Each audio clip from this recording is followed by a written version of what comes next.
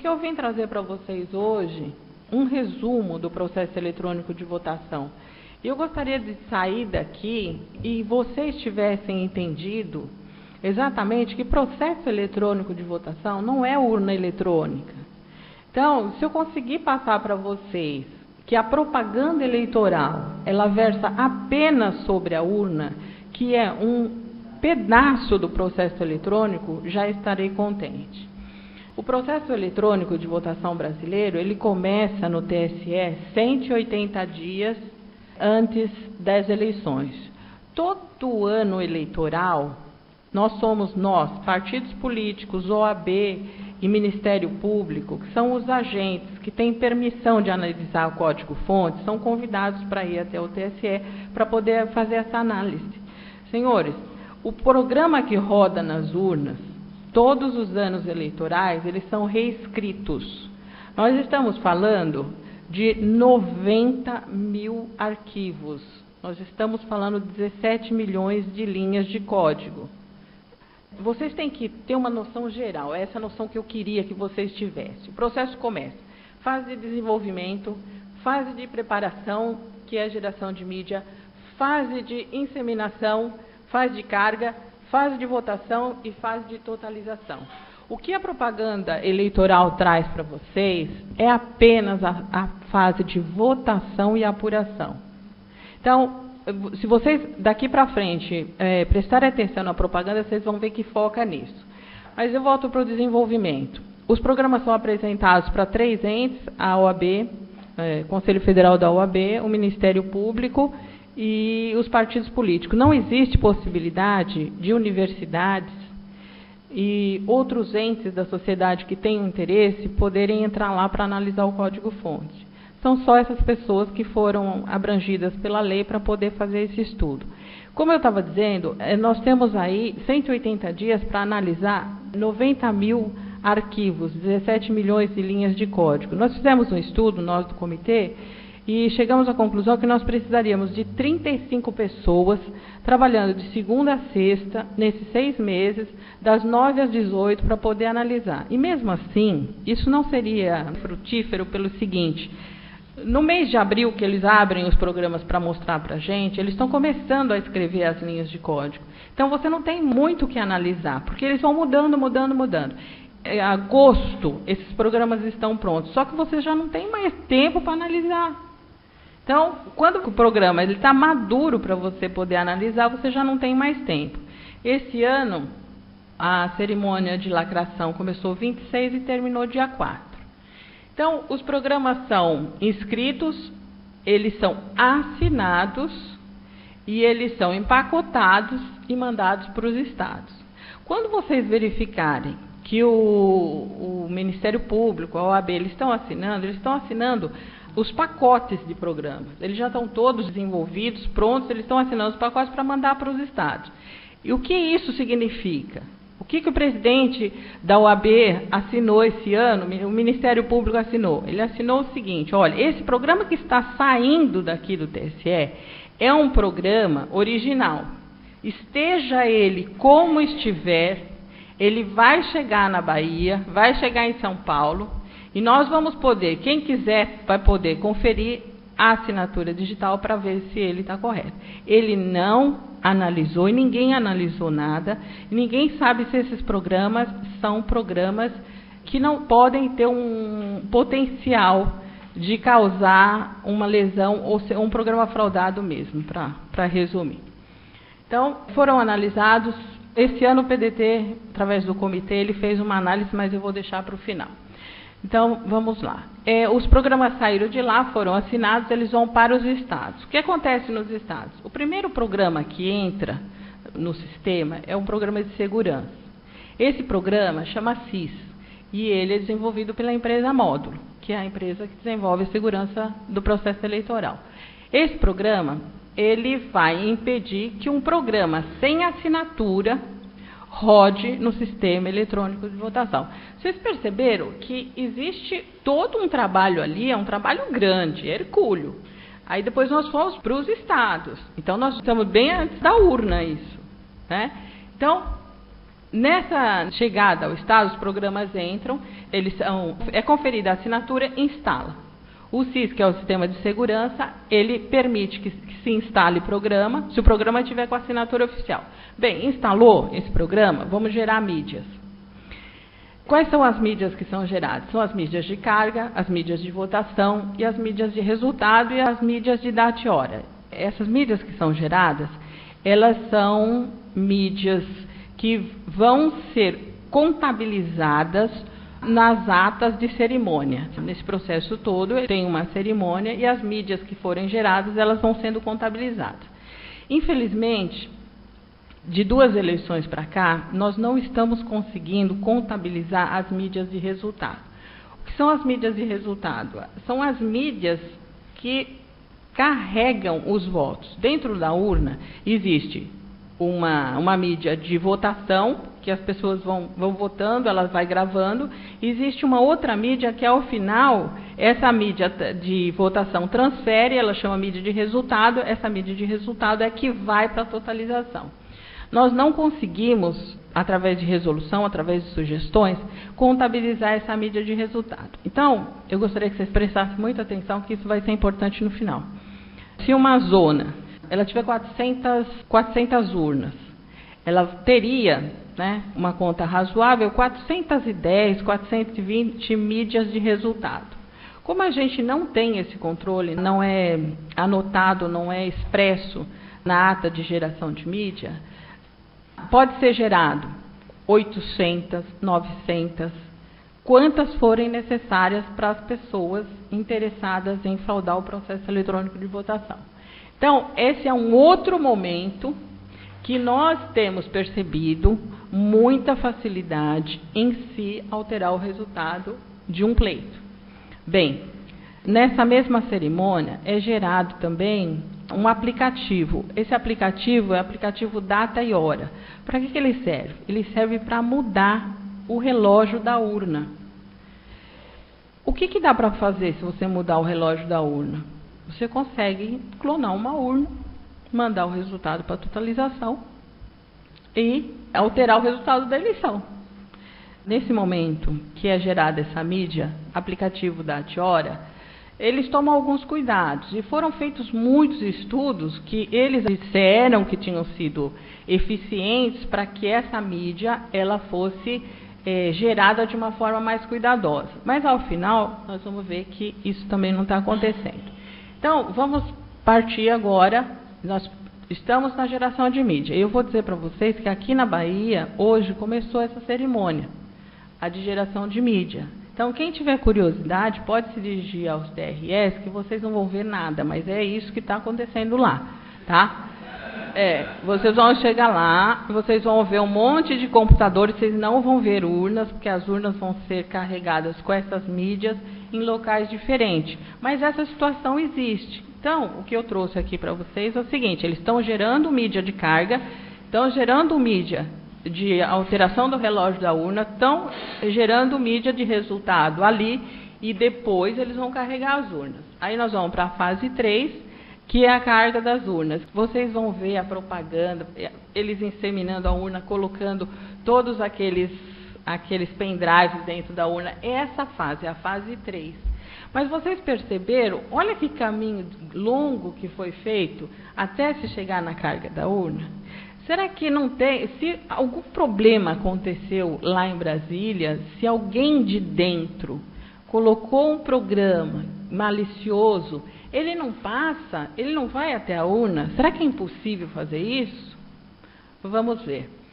Nesse momento, no item 3, os técnicos vão fazer a carga das urnas com aquelas mídias que foram geradas na fase 2. Aqui na Bahia, eu recebi um e-mail ontem, que a empresa que está fazendo é uma empresa terceirizada. Lá em Brasília, eles discutiram isso, mostraram para a gente que teve problemas, eles não conseguiram fazer de forma geral a licitação. Então, cada estado está fazendo o seu.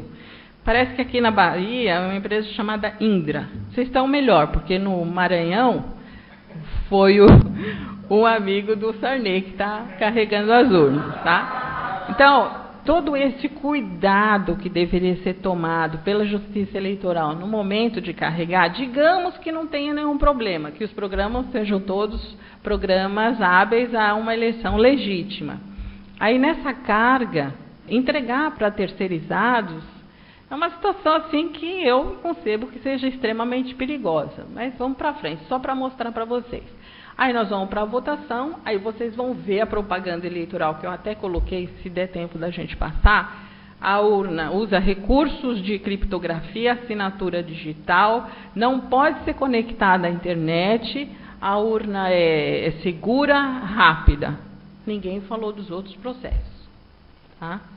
Mesmo no teste que foi feito lá em Brasília, que o professor Diego Aranha participou, ele pegou só esse momento aqui. Eles não mostraram para ele o código-fonte do JEDI, que é de geração de mídia, e não mostraram de totalização, como se isso não existisse. Então, ele pegou esse, mas fez um excelente trabalho, muito bem, menino muito capaz, mas, de toda forma, ele não entrou em todo o processo de votação eletrônica. Bem, a votação, acho que vocês sabem, é o que mais é divulgado, vocês têm mais que informação disso, e aí se passa para a totalização. A totalização é um processo que é feito no TSE, eles controlam muito isso, eu percebi dessa vez que eles estão controlando muito a totalização, para que não haja nenhuma... na verdade, o que eu vi lá dessa vez foi que eles têm uma preocupação muito grande com a rapidez, a totalização. A totalização é a rapidez. Nós, partidos políticos, tem momentos que a gente pode fiscalizar em cada uma dessas etapas, que não é o foco aqui. Mas a totalização, eles tiraram o direito da gente fiscalizar nos estados. A fiscalização está sendo feita em Brasília. Em resumo, o que eu vou dizer para vocês, é muito difícil fazer a fiscalização do processo eleitoral. Essas 6 etapas, elas são muito caras. Você precisa mobilizar um contingente de pessoas muito grande. Nós estamos falando de 3.038 zonas eleitorais. Zonas eleitorais são onde são feitas as cargas. As cargas, elas podem ser feitas em mais de uma zona. Pode ser feito em mais lugares que não só uma zona. Outra situação é o problema da votação. Nós temos 451 mil sessões eleitorais. Então, para você fiscalizar todas as sessões eleitorais, você teria que mobilizar 451 mil pessoas. Não, o dobro, porque você teria que pôr 2 fiscais em cada sessão. Então, é um processo caro, é um processo penoso e é um processo muito inexitoso. Por quê? Porque mesmo na fase de desenvolvimento, mesmo na fase de preparação, quem manipula, quem mexe, são pessoas terceirizadas. Tá? Eu não estou falando aqui que as pessoas sejam desonestas. Eu estou falando da falta de cuidado que a Justiça Eleitoral tem com o processo. Na fase de desenvolvimento, que é o foco que a gente vai ter aqui, são empresas que participaram realmente de licitação. Por exemplo, a empresa que faz a segurança do processo eleitoral é a empresa Módulo. Ela está na Justiça Eleitoral desde 2002, sem licitação até 2007. De 2007 a 2010, ela ficou sem licitação. O contrato dela foi sendo renovado. Em 2010, ela sofreu uma licitação. Como ela está dentro da Justiça Eleitoral, me desculpe, mas eu agora vou dar uma opinião pessoal. Muito difícil ela não ter participado do projeto básico. Então, é lógico que ela vai ganhar. É óbvio que ela vai ficar dentro da Justiça Eleitoral. Então, ela perde esse interesse, essa disputa, porque a Lei 8666 ela tem esse foco. Agora, mais ainda, quando se coloca outras pessoas manipulando esses pendrives, essas mídias de carga, mídia que é a mais perigosa aí de data e hora, e essas pessoas também não têm vínculo, elas não têm interesse, elas ganham muito pouco. Não que elas sejam desonestas, mas eu acho que essa falta de cuidado da Justiça Eleitoral, ela é permeada pela displicência, eu acho. Bem, vamos em frente? Bom, vamos para a análise do código-fonte. Pode passar mais um. Olha, senhores, Ali não tem urna, tá? Isso aí é o ambiente lá de Brasília, onde nós ficamos para analisar os códigos-fontes. Eles colocam computadores para que a gente faça essa análise e nós temos os 180 dias para poder ficar trabalhando. Nesse dia, olha quem está lá atrás. Eu estava nessa audiência, eu estava lá. O ministro estava dizendo o quê? Olha, os programas que estão lacrados nesse CD, eles são os programas oficiais e garantem a licitude da eleição, porque se alguém quiser fazer uma auditoria, vai poder vir aqui e tirar esse CD. Muito bem. Levou para uma sala-cofre. Então, eu gostaria que vocês vissem essa foto. Por quê? Porque a propaganda eleitoral ela não traz para você isso.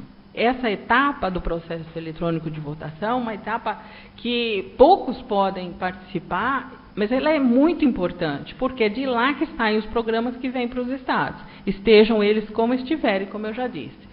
Vocês estão vendo que eu estou lá atrás. O que eu estava fazendo lá atrás? Eu estava pedindo para que eles me entregassem, naquele mesmo momento, as tabelas de hash. Por quê? Eles assinaram os programas e, naquela mesma cerimônia, eles geram as tabelas de hash, que são o resultado das assinaturas.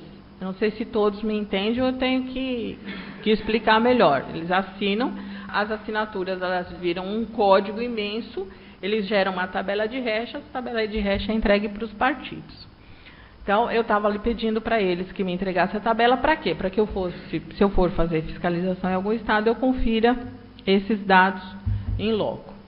Bem, esse ano, que eu vou falar para vocês, nós vamos para exatamente análise de código-fonte. Nós contratamos um aluno da UNB e colocamos ele para analisar o código-fonte em agosto.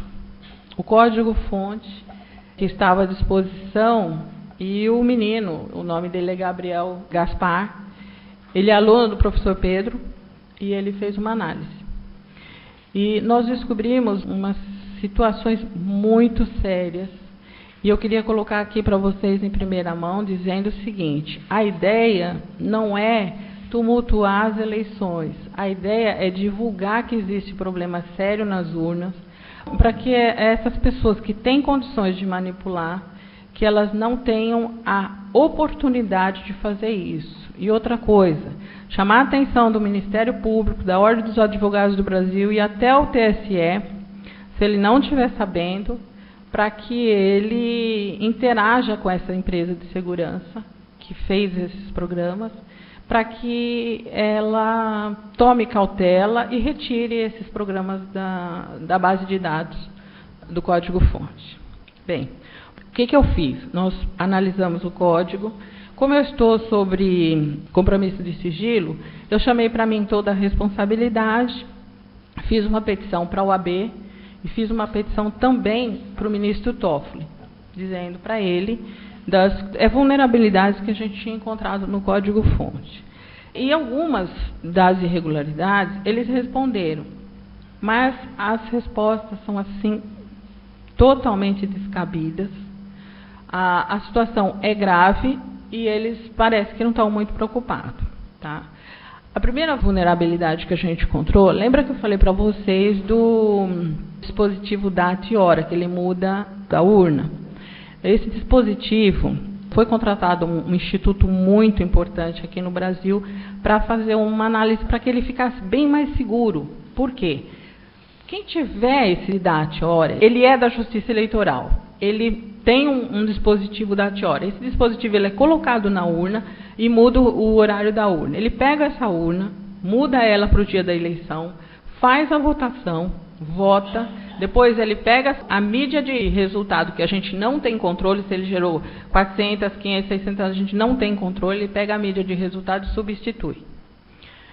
Dá para coibir isso se você pegar o boletim de urna, da urna, só que são 451 mil locais. Então, é impossível você pegar boletim de urna em todas. Bem, o que aconteceu? Para que esse dispositivo ficasse mais seguro, eles colocaram uma senha. Analisando o código-fonte, a gente descobriu que essa senha ela é sequencial fixa, de 6 números.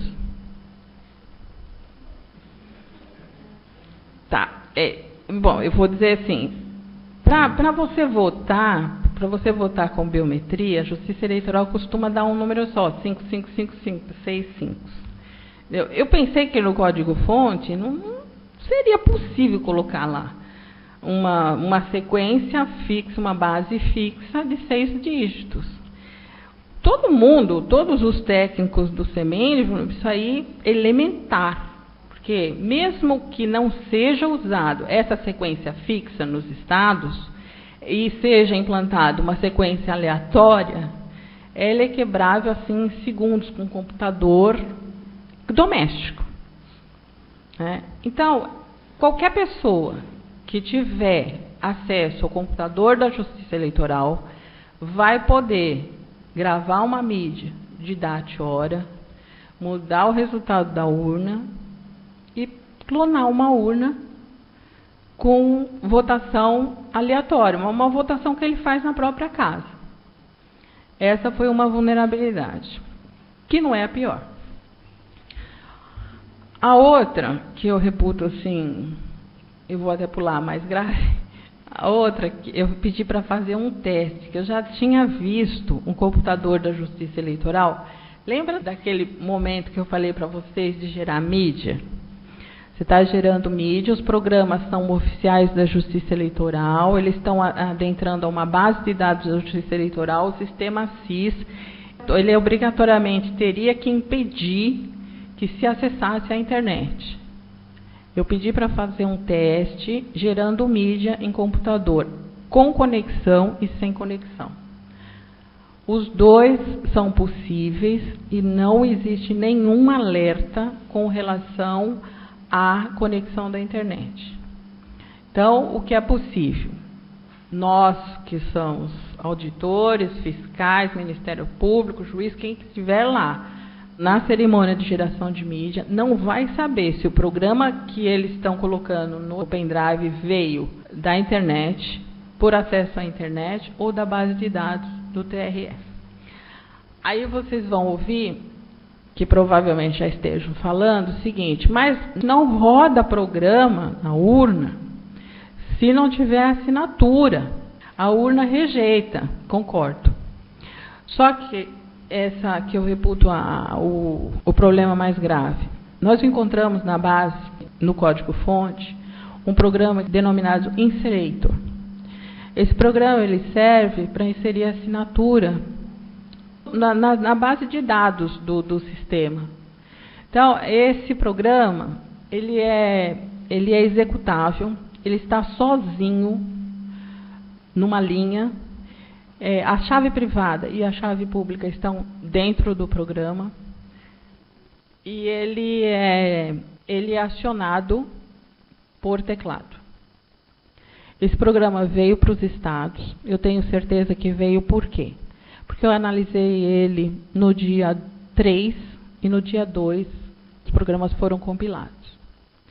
Então, eu até levanto aqui, para os experts, se isso seria um backdoor. Por quê? Porque a empresa que faz a segurança, ele está dentro do SIS, ele é uma parte do SIS, o sistema de segurança. E se ele, quem tem conhecimento desse programa, se colocar a assinatura, pegar o programa da internet, colocar a assinatura, ele vai rodar. Aí nós fizemos um questionamento para a Justiça Eleitoral, dizendo, mas por que esse programa está aí dentro? Isso é altamente lesivo, isso aí pode alterar o resultado total de uma eleição. Eles disseram, olha, isso aí era usado até 2004 e era para a gente acertar certificado. E em 2004 entrou a ICP Brasil, nós não precisamos mais. Só que o programa é executável, ele foi mandado para cá porque foi compilado. Eu não sei se ele está assinado, porque a gente não achou ele na tabela de hash, mas ele é capaz, ele está preparado para colocar assinatura num programa que não seja da Justiça Eleitoral. Essa é a petição que a gente fez para entregar para a OAB e para o ministro Toffoli. É a petição que está dizendo isso que eu acabei de mostrar para vocês. Aí vocês vão dizer assim, mas isso é utopia. Você não conseguiu provar que um programa sem assinatura roda. Muito bem. Eu fiz a auditoria de Londrina. Isso é um arquivo de log de um processo de Londrina. Não roda, gente. Se o programa não tiver assinado, isso é verdade, não roda. Esse arquivo de log é de uma zona lá de Londrina. Eu comecei a analisá-lo. Olha, 27/8/2012, os programas das eleições de 2012 ainda não estavam prontos. E nessa zona, a pessoa já começou a testar para colocar um programa que não era oficial. Se vocês olharem, olha, é 28. Ele abriu o JEDI. JEDI que eu estou falando aqui é geração de mídia. Ele abriu o JEDI e foi conferir as assinaturas, que é o CIS que faz. Foi indo. Aí ele chegou ali, ó, dia 27 às 13h31. Isso é muito rápido. Nós estamos falando de segundos ali, ó, tá? Dia 27, 13h31. Ele começou a verificar o programa HotSwap Flash. Para que serve esse programa? Esse programa ele monitora as mídias de resultado, tá? Ele está ali olhando as mídias de resultado. HotSwap, versão 19.90 em execução. Alerta, versão incompatível do HotSwap. Ele era incompatível, o CIS falou, não, esse programa não pode rodar. Vocês perceberam que ali às 13h32 o programa cai. Desliga. Tá? Isso aí ainda estavam testando lá em Brasília, analisando os programas lá em Brasília. Não tinha ainda programa oficial. Dia 28 ele tentou de novo. Olha lá, ó. 28/8, 14h47. Versão incompatível do HotSwap. JEDI. Derrubou de novo. Tá? Mais um. Ele foi persistente. Aí ele ficou quase um mês tentando, né, resolver o problema da assinatura. Aí ele conseguiu. O programa roda. Versão incompatível. Ele queria uma versão posterior, mas ele conseguiu fazer rodar. Como é que ele fez rodar isso? É absolutamente compatível com a hipótese de se utilizar o programa Inserator para que uma assinatura tenha sido colocada nesse programa para ele se tornar oficial e rodar. Então, vocês vejam que aí houve um pecado, porque o arquivo de log denunciou que havia um problema, né? Só que, quando a gente fala de arquivo de log no TSE, a primeira coisa que eles fazem é dizer o seguinte, olha, necessariamente o que está no arquivo de log não significa que estava na urna ou que estava no sistema. E o próximo passo, que eu acredito que esse ano eles tenham feito, foi fazer o programa não logar mais. Aí, senhores, eu vou dizer o seguinte, eu sempre fui do grupo a mais otimista. Eu achava que sempre havia uma chance da gente pegar. Se eles tivessem deixado essas portas, essa possibilidade de fraude, eu achei que a gente conseguiria atingir o objetivo e pegar e pelo menos denunciar, porque não vai mudar não vai mudar muita coisa. Mas depois de eu ver o Inserator, como ele está no código-fonte, que nós estamos preparando ainda um relatório, como ele estava bem produzido, bem preparado, como ele veio, todo mundo assinou, ninguém ligou para isso, era para colocar certificado, não tem mais certificado. Eu fiquei descrente. Se quem deixou esse apetrecho hábil a modificar o resultado, se quiser, vai fazer aqui, vai fazer em São Paulo, porque eles estão em todos os TRS. E enquanto nós tivermos o réu, que é a Justiça Eleitoral, julgando os processos, nós não vamos ter sucesso. Então, eu volto a dizer o que o Amilcar falou lá na frente. Será que é esse país que a gente quer deixar para os nossos filhos? Essa eleição ela está muito acirrada, muito. Ela está assim, par a par. Agora, se o Inserator for usado, que eu espero que os juízos, eu espero que a Justiça Eleitoral coíba isso, que ela tome providências junto a módulo, para módulo não ter oportunidade de usar esse apetrecho esse método aí de assinatura digital. Então, era isso que eu queria trazer para vocês.